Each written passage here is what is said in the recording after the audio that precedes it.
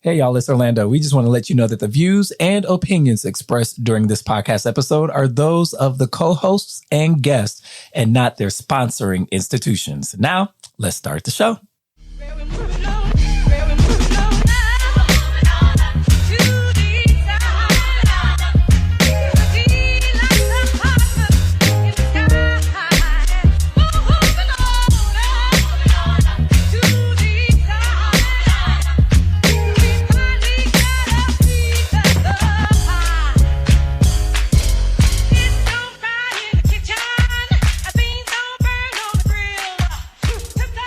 Hello, Detroit and the world. Welcome to another episode of Authentically Detroit, broadcasting live from the WDET studios, Detroit's NPR station. And we are a content partner to bridgedetroit.com. I'm Orlando Bailey. And I'm Donna Davidson. Thank you for listening in and supporting our efforts to build a platform of authentic voices for real people on the east side of Detroit. We want you to like, rate, and subscribe to our podcast on all platforms. We are finally back from our hiatus. It's been a long one, and we hope you miss Authentically Detroit as much as we did. Did you miss us?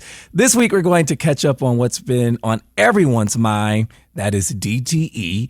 And we also invited a very special guest to speak with us about the return to Ghana and its legacy at Forgotten Harvest. That's right, Kirk Mayes, CEO of Forgotten Harvest. Welcome back to Authentically Detroit. Thank you. Thanks for having me back. Donna, good seeing you. Orlando, as always. I'm finally glad to see that Kirk and Donna are in the same room, because Kirk has been on the podcast twice, and Donna, something has come up every single time. So it's one of those weird things. It's like Brandon Snyder. Every time Brandon Snyder would come on, I would have to be absent or something. I'm like, Brandon don't really mess with me, I guess. Yes. I didn't think Brandon liked me. I think it's Kirk and Jamon Jordan. I don't know. Oh, we have man. bad juju or something. But listen, I was just thinking about this when Kirk sat down. 10 years since he and I met. Yeah. 10 years when he was on the board of the Brightmoor Community Center, and I had another name. I've been 2 names later. Yeah. I was working at the Brightmoor Community Center, and he actually was the person who helped to facilitate my hire at the Brightmoor Community Center. He was at the Brightmoor Alliance. And so, we never knew. We had conversations about our vision for changing the world back then. Yeah. And we went in separate directions. I don't think either of us knew where we would end up today. But, we're still connected, and that's a great feeling. Yeah. Take me back to 2012, Donna Givens and Kirk Mayes. What was y'all talking about in 2012? Changing things at the same time, in the same space. And I think ultimately, the decision for Donna, which was a good one, was, Brightmoor is too little for both of us. I need somewhere where I could do something like what you talk about in my own space, and the east side is my home. This is where I come from, and they got a job over here, and they asked me if I wanted it. I'm taking it. Well, go. It really was too small for both of us, because it's like you have 2 visionaries next door to each other. It's like, how much vision can it stand? But I think that we still help to contribute to each other's vision. I'd like to believe. Of course. And I left, and I went to Youth Development Commission. I found my way back to the east side of Detroit at East Side Community Network, and it's been a great move. And a lot of the things I'm doing now are conversations that we had in 2012. Yeah.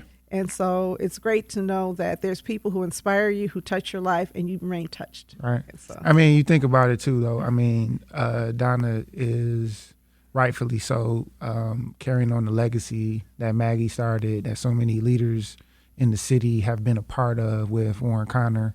Warren Connor University, baby. You know what I'm saying? And a lot of people have gone into leadership, out of that shining example of what we could be doing together as a community. So, it was like when Donna said, I could go over there and like carry on that legacy, it was like, oh, that's one of those big, roles for the culture.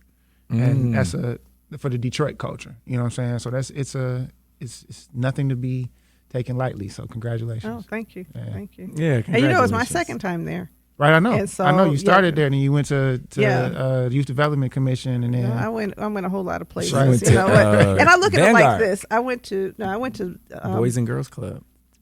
Big Brothers Big Sisters. Big Sisters. My Where did I work? Where did I went you to go? Big Brothers Big Sisters, and then I was called to Vanguard, and I did that for 7 years, and then I did a lot of things. But I looked at it for each each place you go, you learn something, you gain something, you hope to take it to the next place. And we're going to be talking to you about your places, because you started off really doing some grassroots farming work, wasn't it? Village gardeners. Village gardeners was a more of a metaphor for organizing our community like a garden of fruits and vegetables or whatever. Well, so you started off with the metaphorical food and ended up with food, real food. And now you're doing now you're on your way to really do something else, which is big. Yeah, and I think it's something that has got people talking, really excited at this point in our space in this United States, where we're trying to figure out, where do I fit? Right. Looking at ourselves beyond our citizenship here as world citizens, and really looking at ourselves as connected to our brothers and sisters globally is something that's a beautiful thing.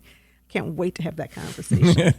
I can't wait either. But it's time for Hot Takes, where we run down some of the week's top headlines in the city of Detroit. For Hot Takes, Detroiters object to DTE rate increase as many reel from power outages. This is by BridgeDetroit.com. My colleague Nusrat Rahman wrote this story. Dinah, what say you? Well, it took several days for people to get their power back on, and we keep hearing it's the trees. And they say, well, we are, removing these dead trees as fast as we can. But I think that as you look at the data, that doesn't hold up. The reality is our grids are old and need to be reinvested in. And the grids are oldest where the people are blackest. And so now you're talking about power equity and power justice. I was in an international forum, and I was talking to some folks from Ghana and Namibia. I always struggle with that word this summer when I was in Sweden. And they talked about electrical outages and unreliable electricity. And I said, say less. They said this is something we're dealing with. So we are dealing with it across the metro area, but I can tell you that experience shows that there's more reinvestment and upgrading of the grid in places that are richer, wealthier, and whiter. And Jackson Copel did an excellent job in laying out the case for some justice in that area. So when you see it happening, it's problematic, and it's especially concerning because this is happening in the summer when the days are hot. And a lot of people are already living in homes that don't have adequate resources. They don't have necessarily transportation. And so I get concerned about it. Yeah, so the rate increase is at 8.8%, and it's supposed to generate an extra $388 million in additional revenue that would amount to about $10 more per month for residential customers. It's really interesting because literally maybe a week before we had that crazy storm in the city of Detroit that knocked out all of the power, 200 some odd residents packed out a Michigan Public Service Commission public hearing because DTE has to take their rate request increase to the Michigan Public Service Commission. And it's really interesting because they've done this time and time again, and there's never really been a lot of public scrutiny on the Public Service Commission. But this time, folks came out in droves, including sitting city council members, to dissent to the rate increase. What I will have you know is that every time DTE has gone to the Public Service Commission for a rate increase, they've granted it. And so a decision has not come yet.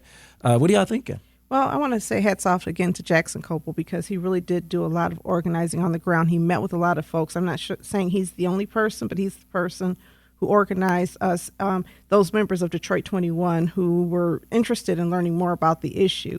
Also, Joel Halrani Harris, in one of his last days in office, he brought members of the commission to my office.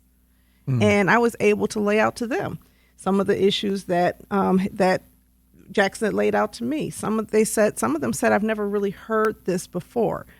Soon after that, I think after the tour that Joel took them on, right before he left the city, they decided they were going to grant a hearing. And hearings like this are unusual for the Michigan Public Service Commission. So I think that we see a lot of grassroots leadership.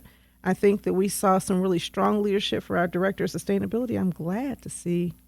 Do you think DTE can make the upgrades that you said are necessary with the current rate structure? Right now, Detroiters are paying, I think, 18% per kilowatt. That's higher than a national average at around 15%. I mean, it's not a nonprofit. they have shareholders and they distribute funds to shareholders every year. So this idea that we need to increase these rates, we're really increasing the rates to preserve profits and to preserve a bottom line, not to break even. That's one of the problems when you have privatized electrical service, is that profit is always going to be king, and profit is never going to place public service over the needs of the shareholders. Yeah. When you start talking about a financialized economy, this is what you're looking at. We'll talk about that more next week. I can't wait to talk about financialization. Yeah. Kirk, you have anything to add to this before we move on to the next story? We should probably move on. It's infuriating for me. Yeah. As a person who lives in the mindset of a leader, and a leader of our people, these same people who are suffering from this. These are the people that I have to focus on in order to solve the problems that I'm responsible to solve. And it feels like somewhere else, someone who has one of those very unique roles of leadership to be able to actually affect people's lives in a way that they can't affect it. They're not doing the right things. And it's not even about how you're doing it. I mean, again, as a leader, I look at things from my lens, and I think of my decision making as a big part of my responsibility, and in my need to make sure I do right by people, I need to be paying attention to the stuff that's coming. Yeah. And if I'm not making decisions to protect people, because I've got a hand on the switch that nobody else does, if I'm not making the decisions to protect people for what's coming, it's bad leadership. And when I hear you talking about this, it makes me it doesn't make me think about DTE. It makes me think about the announcement I just saw the governor of Mississippi make in front of the whole state of Mississippi that said that Jackson, Mississippi's water treatment system has completely failed. They knew that there was no redundancies. They knew a day was going to come when it was going to completely failed. And he was literally on a mic in front of the TV telling everybody that that day has come. And as a result of that, there's no running water.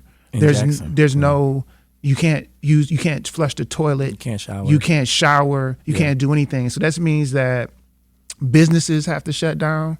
This means that residential people in residence don't have a viable place. So for me, it's like, one, we need to send some buses from Detroit down to Mississippi because then people need somewhere to go. Yeah. And really, for real, like on a humanitarian process, like we actually need to go get about 50,000 new populace of Detroit from Mississippi right now on some leadership level stuff.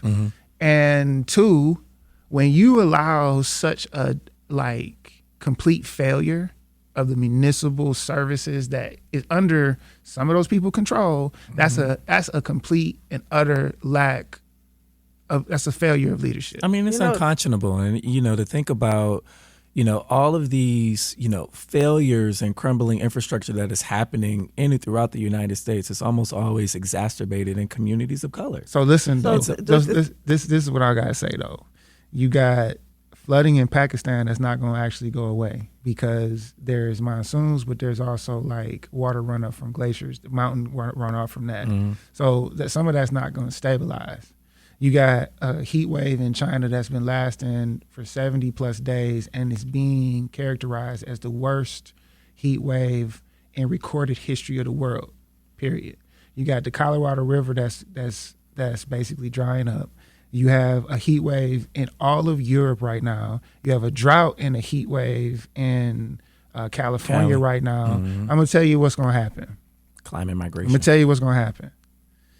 All of the changes in the quality of life that we're going to see just from the climate change due to heat and all that kind of stuff is going to be one aspect of what's going to change the way that we have to live in this world. But as the land begins to rescind because of flooding and different kinds of terraforming of the planet, that's going to be the other thing. You know what's going to actually probably take more people? Inadequate infrastructure. Yeah. The actual built environment that we're living in is not actually set for what's coming.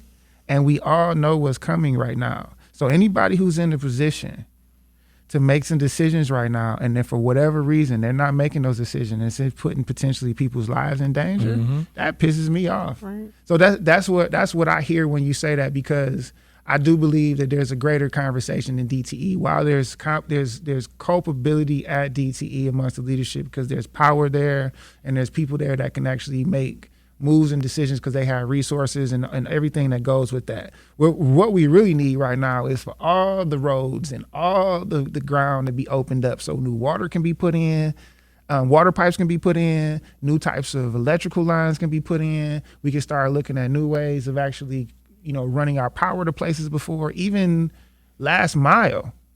I mean, shoot, we can open up the ground and have a different last mile conversation about stuff, right? So I think, us not thinking about the future as a right now priority from a leadership perspective is a grave mistake for the entire population. And we're just not having the conversations we need to be having. And that's the reason, real quickly, I just want to say before we go to a break, I just want to point out that, people act as though the climate and the environment are not Black people's bread and butter issues. Nobody will be impacted more than us, right? And yet when we have politicians fighting for that, they say, we need to look at jobs, we look at wealth building and capitalism as though capitalism is going to save you from flooding or, electrical outages. So I think it's time for us to engage residents in Detroit and other places in this fight. Yeah. All right. If you have stories for Hot Takes, hit us up on our socials at Authentically Detroit on Twitter, Instagram, and Facebook. We're going to take a quick break and we'll be right back with Kirk Mayes of Forgotten Harvest.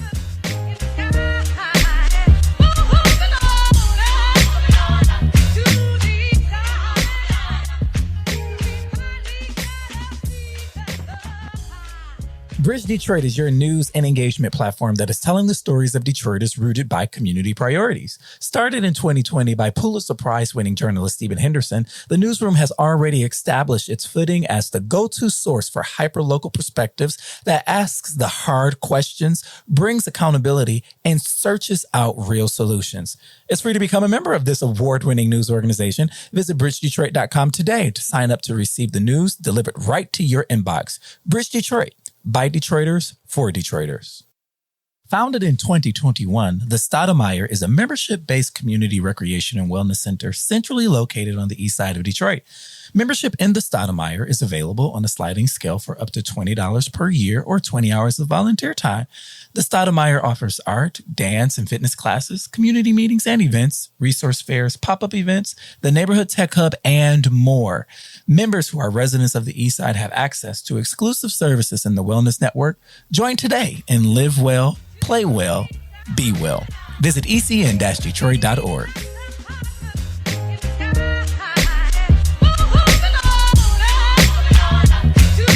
Welcome back to Authentically Detroit. We are in the studio with none other than Kirk Mayes, the CEO of Forgotten Harvest, at least until December 2022. Yes. He's the CEO of Forgotten Harvest. We are here to talk to him about, number one, this announcement that made airwaves and newspapers and websites and television last week about your departure at the end of 2022 of Forgotten Harvest. And everybody's wondering, everybody's waiting with bated breath to figure out what is Kirk Mayes going to do next. Well, first he showed up on Facebook with a shirt that said Ghana versus everybody.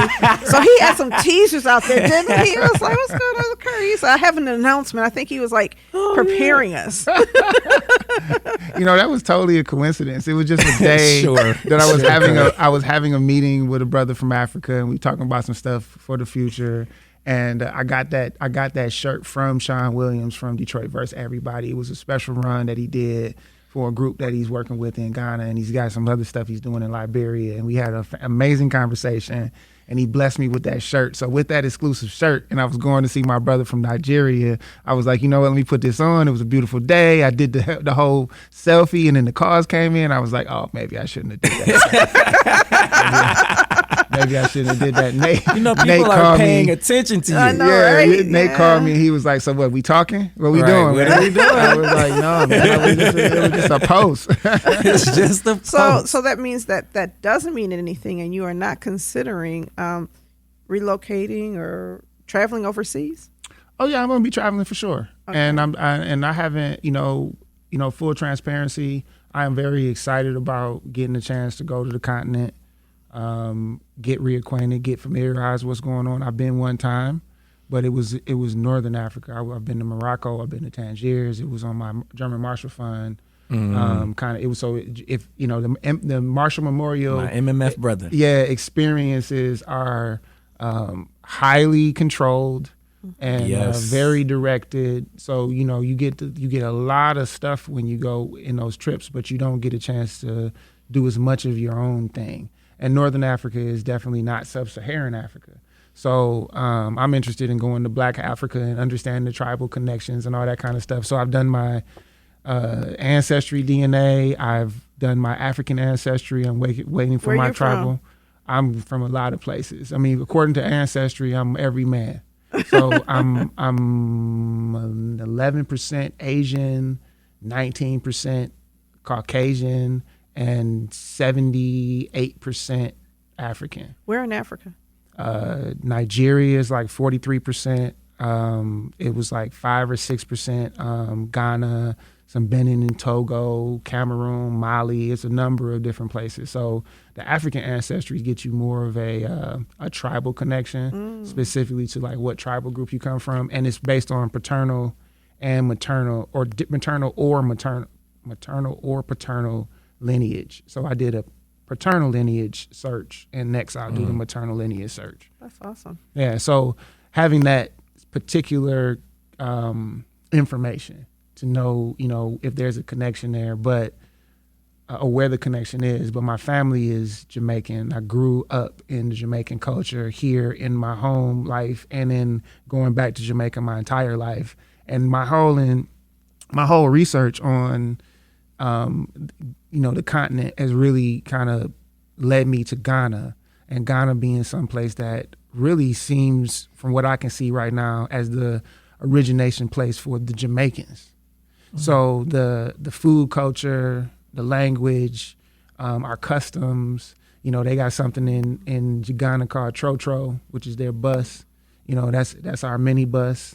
The drivers, we got the drivers there. So I'm expecting to go and really have to like deal with maybe a language difference from the native language, but it's an English speaking country. What I understand, yeah. So but when I go to Jamaica, for instance, I don't speak English. I mean, Patois is not another language, but I don't speak like this as soon as I get off the plane. How do you speak? I speak like somebody from there. I want to hear it. At some point we could do that. At some point we could do that. But that's authentically another side of me that most people don't get exposed to. Some friends have gone to Jamaica, and then when they got there, they're like, "Who is that?" So there's a whole nother side of me that I've had in my. Where in Jamaica? My mother's from a place called Brownstone, which is in St. Anne, the parish of St. Anne. This is the same parish that Marcus Garvey is from, that Bob Marley is from, a lot of our heroes. And my dad is from a place called Islington in the parish of St. Mary's. So that's the same that's the same parish where Ocherius is and Golden Eye. So the resort, or the location that the guy who made James Bond movies. He did all his James Bond to the movies. Googles. Keep going. You know what? All his James Bond movies on that side of the island. So I was really, really fascinated with Jamaican culture when I visited Kingston, and I ended up going to the ruins and visiting the ruins, and did a little research and learned a little bit about Queen Nanny. Yeah. And she's amazing. Yeah, Queen Nanny is whoa. straight up hero. Yeah. Talk about her. So Queen Nanny's story, if I can remember accurately, Queen Nanny was actually an African queen. And as the brothers or sisters or whoever were getting actually captured and actually put onto the boat, she snuck onto the slave ship with the captured people, and actually brought herself over to Jamaica as a volunteer captured person. And when she got there, she was able to get away. And she was kind of like Jamaica's Harriet Tubman. Yeah. So when she got away, she went into the mountains, and she was able to then go and liberate a group of men from her tribe that then went into the mountains and they ultimately led the rebellion that liberated Jamaica from slavery. You know, because what they were able to do was they were able to actually find battle positions that was more advantageous to their ability to live off the land, live in rough conditions. They had higher ground at their advantage, and it got to a point that they beat so many of the actual formal armies. I think they beat the Spanish, they beat the British, to the point that they actually gave up, and then they gave them, that's when they started writing the treaties to give Jamaica its freedom. So Nanny of the Maroons was the, you know, she's our hero. She's one of the heroes that helped make sure that Jamaica was liberated. Isn't she on like some currency? Yeah, she's on the money. Yeah, so she's on. That's amazing. She's on like I don't remember which one, but there's a number of the you know, Black heroes on the money. So one of the things that I also recall is that I think it was Ghana that she was from. Was she from Ghana? She was from Ghana.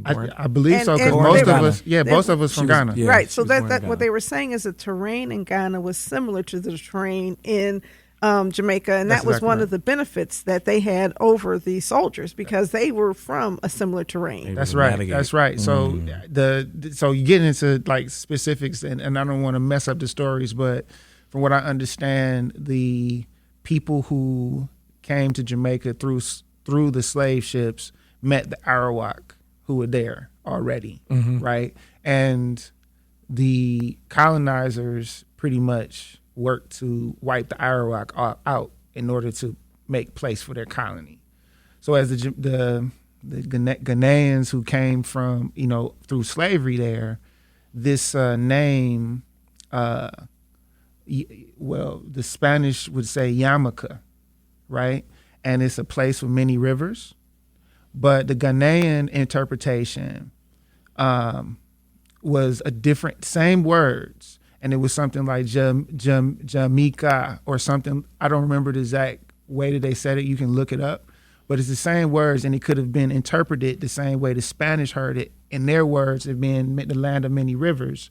But for the Ghanaian interpretation, it was like, we found our new home. Because it was so lush, it was so beautiful, it was so much like their original place. There was this acceptance by the Jamaicans that we can stay here. Yeah. And so a lot of the language and the religion and the culture is just preserved there, much more so than many other places in the diaspora. There's definitely a lot of words and phrases that when you understand what that word or phrase means in Ghanaian, it's like, oh, that's the same thing we say in Jamaica. Or that we say the same thing in a different way. Yeah. You know what I'm saying? So that's the reason why, that's the primary reason why I'm like, okay, Ghana is the place that I need to go back to. That's the place I want to go to, because my cultural, like, I've grown up in the Jamaican culture. So my cultural connection to the diaspora is through African American and Jamaican culture. So if I'm going to go there, I'm going to start in Ghana. So you can be like the king of the diaspora. Like, let's say Orlando is the czar of the East Side. Excuse me. We'll get to that. We'll get to that. We got later. all those connections. We'll get to that later. But Kirk, I'm really interested to hear from you. What are you hoping to learn about yourself on this pilgrimage? I want to continue to realize my full greatness and purpose in this life. You know, I don't feel like I've actually realized my full potential yet. And I do believe that by going there and searching out some of the things that I feel like I have inside of me to pursue in life, I think that new space, the new context, will give me a renewed sense of kind of vision to be productive in a different way. Yeah. So I do believe I have the opportunity. I do believe I have the capability to be a successful entrepreneur. And people say to me all the time, you must feel like amazing because you can just do about anything. And I don't know if people think in their head when they're saying that. But when you say that to me, that's a lot of stuff. I'm thinking about the entire whole globe. Yeah. Right? So if I can create if I'm going to make the assumption from the get up, like I was straight out of college with no money, with no knowledge of how to do anything in the nonprofit space, and I had enough confidence that like if anything I pick, I'm gonna be successful. So either I'm gonna go and spend the next X amount of years giving my talents and abilities to somebody's corporation and get what I get from that, or I'm gonna take my talents and abilities and give it to my community. As naive as I was, and as much pain, struggle, and hardship and experience and love and life and fruit came from that journey, it was the beginning of it, knowing that whatever I committed to, I was gonna be able to actually, be successful at it. I still got that confidence and fire in myself. So I feel like if I'm going to be successful as an entrepreneur, where am I going to build economies? Where am I going to build up people?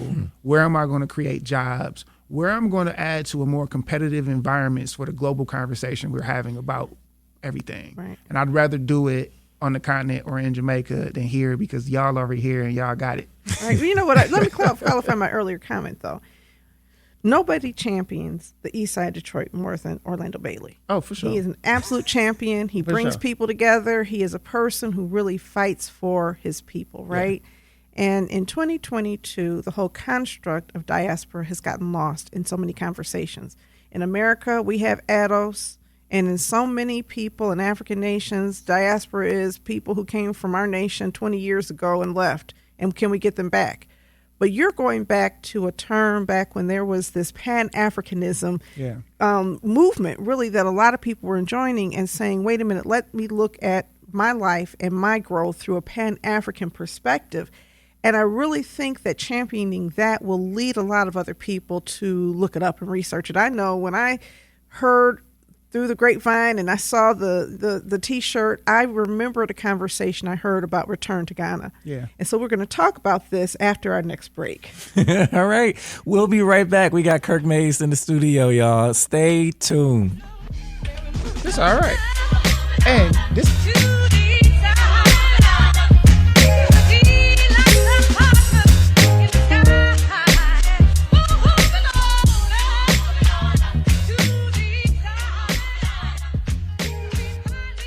Have you always dreamed of being on the airwaves? Well, the Detroit Eastside Engaged Podcast Network, or DEEP for short, is here to help make that dream a reality. Located inside the Stoudemire, the DEEP Network offers studio space and production staff to help get your podcast idea off the ground. Doesn't take a whole lot of work to get started. Just visit the Authentically Detroit page at ecn-detroit.org or call Sarah at 313-948-0344.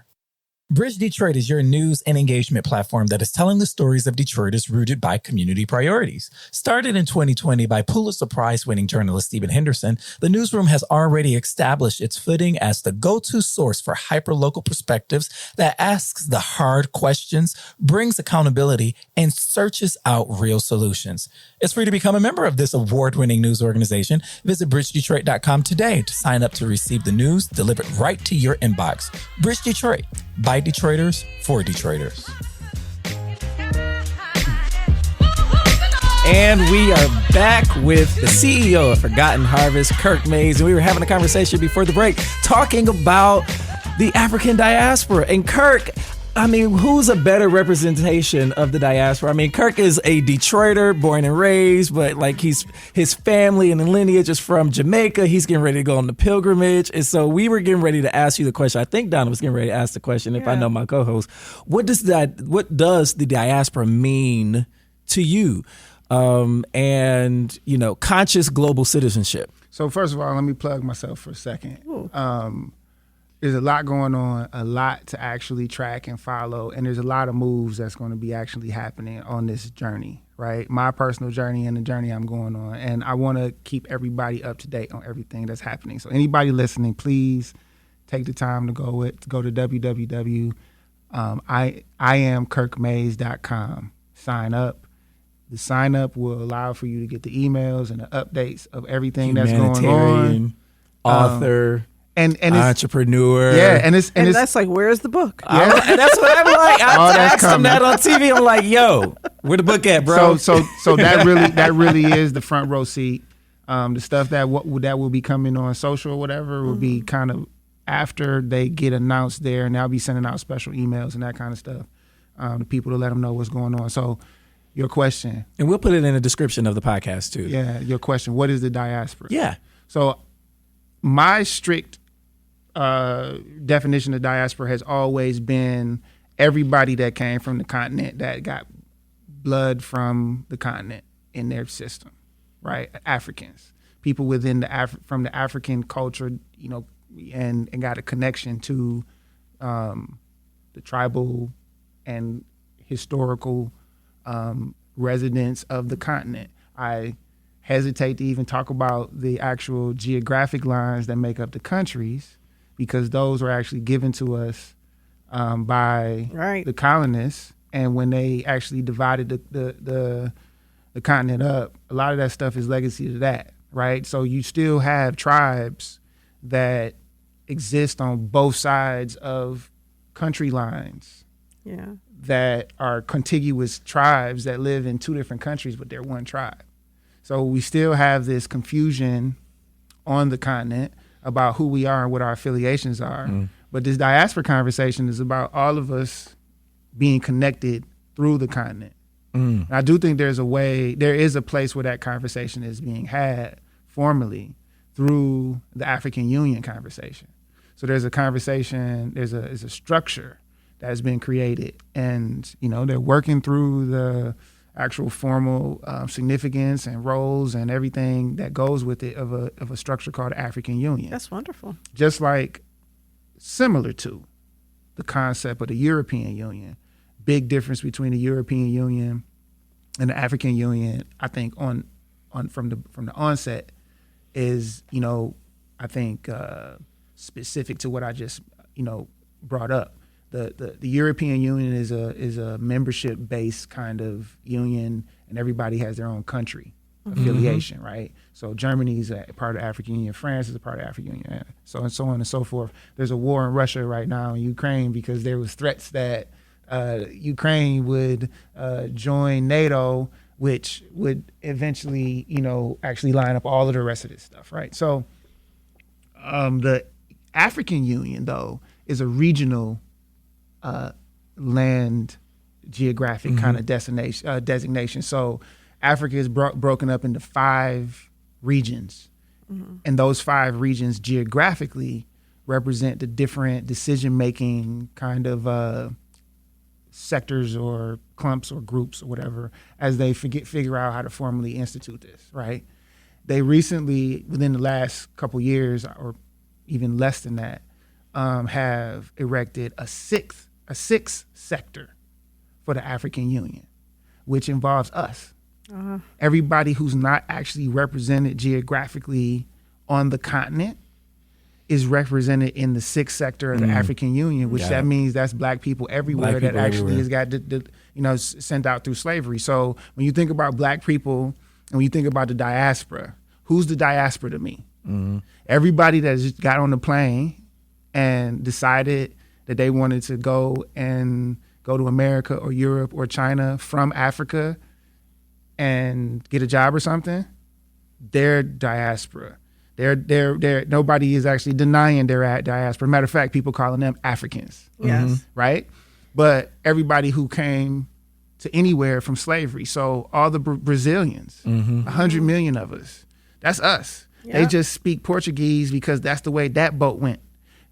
All of the 30 million of the Colombians, that's us. They speak Spanish because that's the way that boat went. All the Haitians, that's us. They only speak that language, French, Spanish, whatever they speak on Hispaniola, that island that's broken up in 2. They speak what they speak because that boat went that way, and so on and so on. And my family's from Jamaica. Right? And you can literally use the information that the people who built and actually drove the boats to find out where we came from and how we connected. So everybody who was actually involved in any of that, anybody that traveled before or traveled after that, we're all connected to the original woman. Lucy. The whole world is connected to the original woman.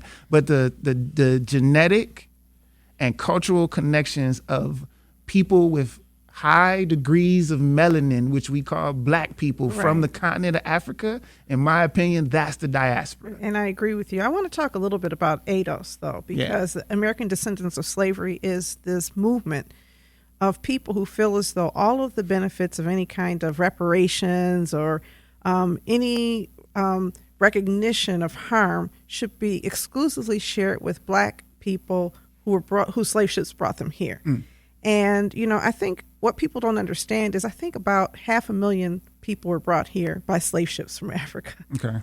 Many, many, many more people were taken to South and Central America than brought to these shores and to the islands. And some of the most brutal slavery was in places where there were sugar plantations, where the average life expectancy was 7 years after being enslaved. So how dare we pretend as though chattel slavery here was the most harmful form of chattel slavery? We are our brothers and sisters across the globe. This largest population of peoples who were resettled because of American chattel slavery or Western chattel slavery. Right. The highest population right now is in Brazil. That's right. The second highest population is in Colombia. Wow. And see, that's the part I didn't know. But I think it makes sense that we don't know because the media does not give us that understanding of our, we're all kept separate. And I don't know all of this for sure, but I would encourage anybody to go check for themselves. Colombia actually has policies in place to try to get us to come over there and invest. Well, actually, understanding who we are to the diaspora. In one of my classes, there was a Colombian student who talked about that. Of course, there's still a lot of racial hierarchy. Because she Professor Donna Davidson at Columbia. Right. Did you know that, Kirk? No, I didn't know that. Yeah. Uh-huh. So first class this semester is tomorrow evening. Okay. Go ahead, Professor. Can I audit? But one of the things I'm looking at is the financialization and the concept that the way that you oppress people right now is largely not through labor, but through debt service. Mm-hmm. So bonds, all of the borrowing that you have to do just to maintain a city places us in debt. To people in the United States, the bondholders are mostly suburban white people and corporations. And then the credit rating agencies are beholden to those people. And so you may vote for mayor, city council, whatever, but the mayor, city council, everybody's trying to make sure you have a good credit rating. Yeah. Because if you don't, the city can't afford to function. You go into junk bond status. And when I look at that and contrast that with the World Bank and the International Monetary Fund, you can see that debt service is really what is part of what's controlling us all over. And what I was reading in the Return to Ghana movement was the government at one point was saying, we want to get out of debt. And we believe that if we bring Black Americans to Ghana, we can work collectively to function without debt. What do you think about that? I think it's all about mindset and attitude. If we were sitting next to a billionaire could potentially explain to you how debt is an incredible asset that he wouldn't be able to actually get to where he is or she is right now without it. So I think it's based on the mindset of being consumers. I'm talking about municipal debt or governmental debt, which is different than personal debt, right? Yeah. So if the city of Detroit, remember when we went bankrupt? So different conversation. I was thinking about individual debt. No, not individual debt. Yeah, I understand. You want to spend other people's money, not your own money if you can. I get that concept. But I'm just saying that the concept of our cities being controlled by this fear of bad credit ratings or bad, into the state of the city. The mayor said, we did all these things and our bond rating has gone up for the sixth year in a row. Gotcha. And that is what you're trying to get to. And so your public policy is geared to get you out of I see what you're saying. So let me explain why I think that is the way that it is. Sitting in the mayor's office just for a brief amount of time, you that was real brief. It was brief, but it was the beginning of the administration where everything is out and we're trying to figure out what we're going to do in order to actually address the public interest of what's the plan and lay everything on the table so we can see what's even here, right? So appreciating the fact that you do have bills to pay.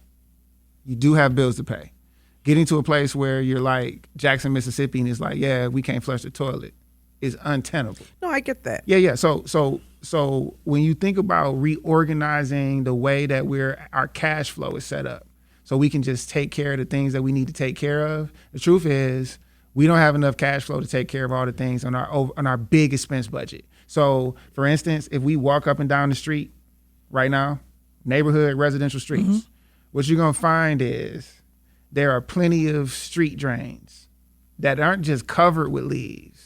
They're packed with leaves. Like, so if you don't actually go over to that street drain and like pull the leaves out yourself, I'm gonna just tell you, it's not a major actual infrastructure problem that's happening, that's flooding our streets when it rains. It's because I believe we probably don't have enough money to actually have regular street sweepers. Well, that's one of the issues. There's some other issues that are a little bit more complex than that. But, back in the 1940s, 1950s, when they were building cities and building highways and building infrastructure, cities did not have to pay for all of this on their own. The federal government stepped in, and our federal tax rates helped pay for that. Our state tax rates help pay for that. We've had shrinking government over the past 100 years, really. And in that time frame, as government shrinks, you're pushing more on the private citizen through their taxation to pay for things. So it's that shifting of the burden. So I'm not saying the city does have enough revenue. I'd say the city is starved of revenue structurally. But I look at that though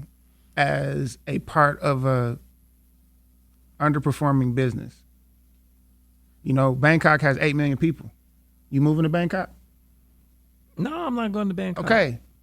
But 8 million people decided that they wanted to live in Bangkok for some reason. What's the value proposition that Bangkok is providing that actually allows them to not have these conversations?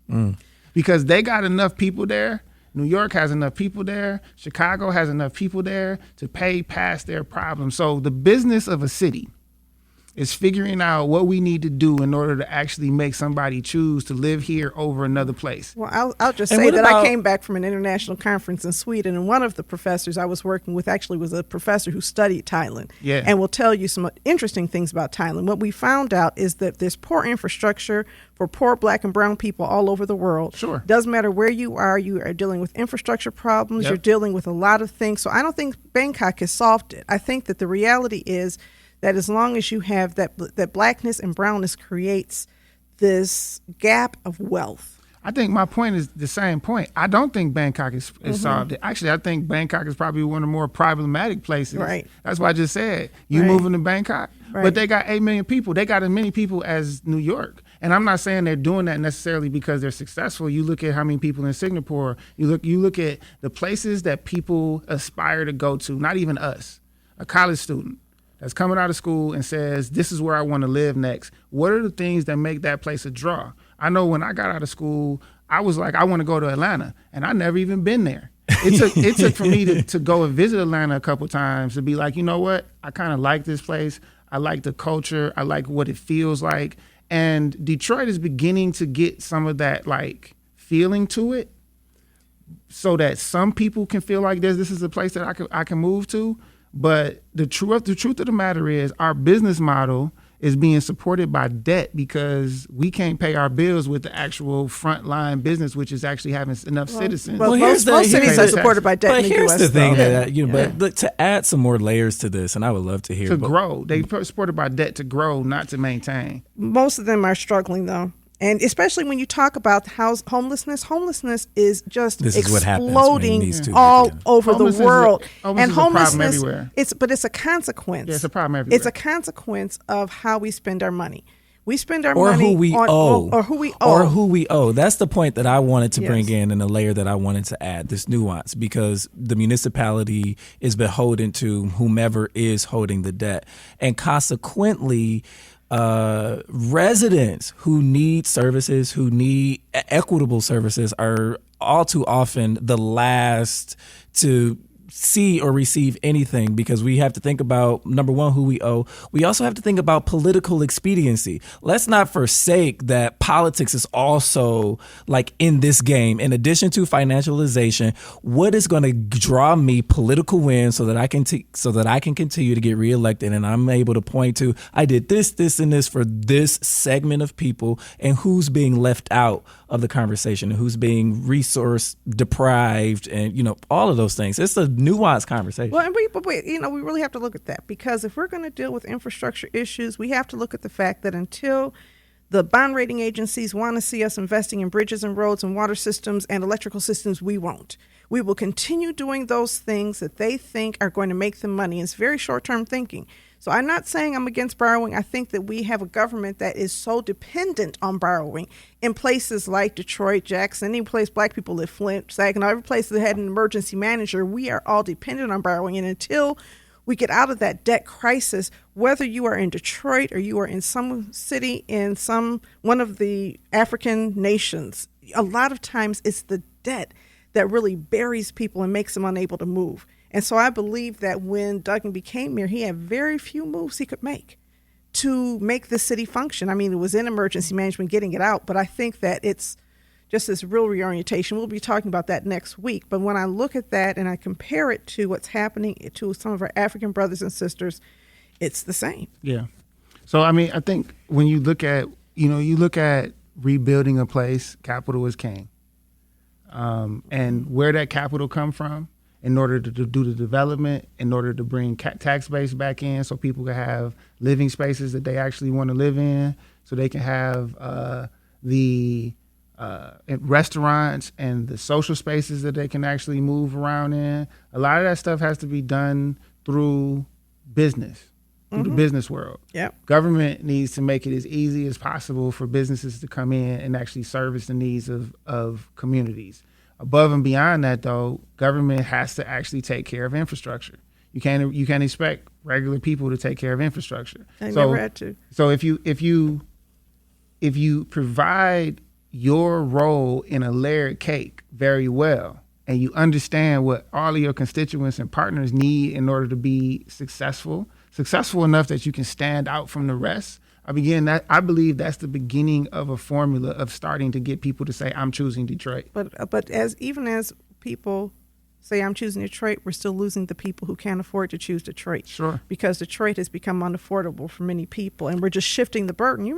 The whole suburban America was built up on the government's dime. That's right. The government underwrote loans, gave people cheap capital, helped pay for the infrastructure to build roads and bridges and all of that through government grants. Yeah. And it wasn't a good business model. It was the government deciding this is something government should do. So in 2022, governments don't think they should house black people, but in 1952, they thought we should build and help subsidize housing for white people. And so government has shifting priorities depending on who they're supposed to be helping.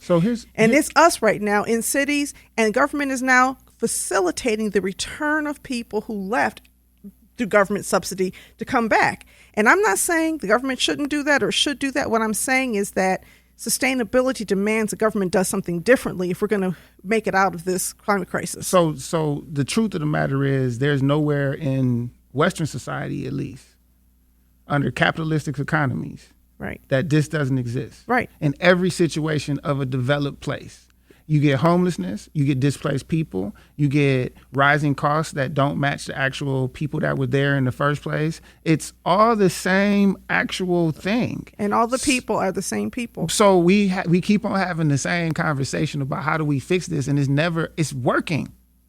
It's working exactly how it's supposed to work. The conversation we really need to have is, what's a new way of doing this? The whole thing. Okay. And I'm down for that conversation. So I'm down for that conversation too, because I'm in agreement with you. I am agreeing with you. Because capitalism ain't gonna save us. Capitalism is the problem with capitalism and racism can coexist. Capital and racism go hand in hand. Inextricably connected. They are connected. And so when we look at different systems of relating to ourselves, our ancestors were not capitalists. Capitalists were the people who drove the slave ships and sold us into whatever. And so I think that we have ways of building business, but I think using different logics and different cultural values that bring us together and really build on the community are important. Yeah. So you are going to let us know on your website. I will be giving consistent updates on the things that are coming my way. In order to be able to make the moves I want to make with my life, I got a number of things I need to do in order to set up a vehicle and machine for me to be able to actually live as a global citizen going forward. So I have my, track record and connections and experience here, growing as a seasoned professional at this point in the nonprofit space. I'm not really sure that going into another seat with a different mission is where I'm at right now. But okay. I do have a lot of value I think I could bring to a number of different groups that are going through a lot of things that I've been through. Mm. So consulting is definitely going to be something that I'm going to be available for. I'm not going to take everybody, though. I'm just going to tell you right now. I will not work with anybody that comes my way. I'm not going to be like desperate to get work. I've done a lot of good things in our community. I do have a lot of experience that has worked consistently throughout times. And I move in a way that's specific to my energy, right? So if I can't waste my time right now, right? Mm-hmm. with the wrong energy. So I will be taking on projects that, align with what I'm looking for in my next steps, and also going to be writing. So one part of this is a practitioner. I'll actually be available to do some work to continue to actually make some impact in our communities. Not only Detroit, but I'll be actually available nationally. And then I'm going to do some writing to be able to put some thoughts and ideas about some specific things out there. Can't wait for that. Some of it bridging from what you hear me talking about now. Some of it just more stuff that you haven't heard me talk about, and maybe even a lot of things that relate to who we are as a diaspora, and then our focus on the world and bigger picture things. And then, when available, I'll be definitely looking for opportunities to go out and speak to people and touch people. So there's those baseline things. The humanitarian piece of it, any success that I have is always going to then fall into me trying to figure out how I can still continue to serve and help people. So if I have resources and somebody in my community needs something, then there's no way that I'm not going to be the same person that's going to try to do everything I can to help people with whatever way I can. Above and beyond that, there's going to be some special projects that I'm going to get into that actually dip into my creative side that nobody actually has really recognizes or probably knows is there. And I'm a super huge nerd. So I got a lot of like techie things that I stay into all the time. And there'll be like a project that I'm gonna get out that's gonna be something that's more tech-like, that will let folks see some different versions of me. But there'll be a lot of things that'll be my American stuff. And then when I go over to Africa, I'm looking for land. I'm looking for understand my citizenship, and then we gonna build enterprise businesses. Are you gonna help take people there? Yeah, I will. Lead people in the pilgrimage. There's a number of people I've already met though that kind of have that kind of thing set up. So I'm not gonna reinvent the wheel. Okay. I'm gonna try to help brothers or help sisters kind of like grow their thing. I'm very interested though in finding entrepreneurs on the cusp in Africa that just need the awareness and the capital from people here that I can help with facilitating a trustable connection, that I could be the liaison. Remember me when I was a liaison? I could be the liaison between us here and folks there that need opportunities. And I'll set up a whole thing that'd be transparent and all that kind of stuff so we can help get the capital over there to grow some businesses of people that are already doing great things over there. So I'm interested in doing a lot of things, but a lot of the stuff that people know me for, just being an activator, a connector, somebody who wants to move things from one space to the next and bringing value to the situation, I'm still going to be serving a greater good, but I'm going to have a bottom line that actually needs to be filled or funded from a for-profit point of view in order to create a sustainability for myself that makes me free. That makes sense. Yeah, because nonprofits. Everybody thinks you can only do good through nonprofits, but nonprofits are not, always the only way to do good. And there's so many ways, and so many of our ancestors did great things without being in a nonprofit 501c3 space. And making money. Sometimes you can hire people. I am interested in learning about those connections, and I'm hoping that your website will highlight some of those folks so we can learn how to travel. Because listen, I've been looking at like ticket prices. It's like, ooh, $1,500 round trip. Yeah. It's not easy going. No, but you know what? I've been talking about this for 2 years or something like that. I don't know how long it's been. I've been talking about it for a while, but the last year and a half it's been like, yo, I'm going. Like, we doing this. Right. And I found myself on a plane to Hawaii as my first trip when COVID broke, and it was like, all right, we're going to get on the plane, we're going to go somewhere. And it was just me and a small group. And I was on the plane, and I was like, wait, y'all tricked me. We supposed to be going to Africa. This is like 6 hours to Cali, 5 hours over the water, $1,500 round trip. I could be in Africa right now. Hawaii was a lifelong like dream trip, but I got that dream trip thing. Like it made me forget that my next destination was going to be Africa. And I said that when I was in Spain. I said that when I was at the wedding, at Nate's wedding in Spain. We were standing under an olive tree. It was after everything was done. Pretty much everybody was gone. We were there at the villa. It was just like me, Nate, Carissa, Tamika, and my wife. And I was like, hey, I ain't going to no more Europes. You're going to Africa. I'm going to Africa next. I done been to enough places in Europe. I done been to Spain. I done been to Italy. I done been to Paris. I done been to Copenhagen. I done been to, you name it. I done been to all these places. I done been to, Berlin. Look, I need to go to Africa now. And I'm determined. Next time I go on the plane and I need a head pillow for real, I'm getting off on the continent. Well, it's always interesting when we have Kirk Mayes on. Kirk, thank you for saying yes and coming on Authentically Detroit. For sure, all the time. Listen, if you have topics that you want discussed on Authentically Detroit, you can hit us up on our socials at Authentically Detroit on Facebook, Instagram, and Twitter, or you can email us at authenticallydetroit@gmail.com. I know there's so much more to come, so when stuff starts rolling out, you got to agree to come back. Yeah, and on the way, because emails will come out soon, www.iamkirkmayes.com. That's right. Plug it, man. Sign up to make sure you stay plugged in and get updates. All right, it's time for shout-outs. We got about a minute left. Donna, you have any shout-outs? Shout out to Orlando Bailey for his birthday. Hey, East Side Happy birthday. Ryan Patrick Hooper. I'm going to get him. I'm going to shout out Maggie DeSantis. Yeah. We had a reunion this weekend. It was so much fun. I guess it was on Monday, but, It was the weekend. It was Sunday. Labor Day is the weekend. Oh, Sunday. I don't know. Okay, I'm confused. It was Sunday. Anyway, shout out to Maggie for bringing us together and just looking at all the leadership around the table. We still all like each other and get along and have a good time. We went on the boat ride. It was fun. Yeah. Kirk, you have any shout-outs? Everybody. All my people. What up, though? What's happening? I miss y'all. I haven't seen you in a long time. I want to shout out the family. Mom, Dad, my wife, Tamika, Kirk Jr., all my friends. LaShonda Allen, my publicist, who's kick butt, LAGLB global.com is where y'all need to go. This sister is amazing, working for stuff with GM and all that. Can I? So y'all remember the Verizon, can you hear me now? Yeah. That was her. Oh, wow. Yeah, that was her. We in the presence of a boss. Boss, right? So she's been helping me with coming up with some of the strategy and, getting that website up and all that kind of stuff. So got a lot of help, a lot of support, and I'm sure we're going to be good. All right. We want to thank you so much for listening, y'all. See you next time. Catch the wave.